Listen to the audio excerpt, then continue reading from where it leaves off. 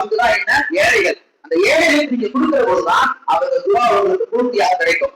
3 நாள்ல மௌத்தாகிற ஒரு மனிதர் தாவூத் நபி கேட்டாங்க, 3 நாள் கழிச்சு ஹயாத்தா இருந்த. அல்லாஹ் சொன்னா, அவர் ஒரு தர்மம் பண்ணா, அந்த தர்மத்தை பெற்ற ஒரு ஏழை துவா செய்தால் அதனால் உடனே மௌத்தாக வேண்டிய அவரை 20 ஆண்டு காலம் அந்த மௌத்தை நான் தள்ளி போட்டேன்.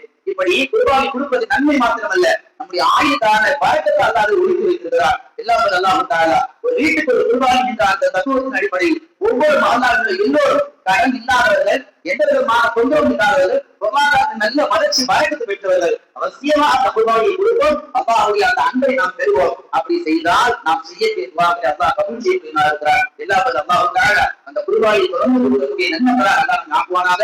அநேகமாக மே 18 1 வேற ஒண்ணு ஸ்டார்ட் ஆகுது. குர்பானி கொடுக்கக்கூடியவர்கள் எல்லாரும் கிடையாது. குர்பானி கொடுக்கிறவங்க தன்னுடைய ரோமங்கள் என்ன செய்யக்கூடாது, எடுக்கக்கூடாது, மறைவான ரோமங்கள் எடுக்கக்கூடாது, நகங்களை எடுக்கக்கூடாது. ஒரு 10 நாளைக்கு எல்லாம் அல்லாஹ் தஆலா இந்த சட்டங்களை பேணி அல்லாஹ் சொன்னபடி செய்யக்கூடிய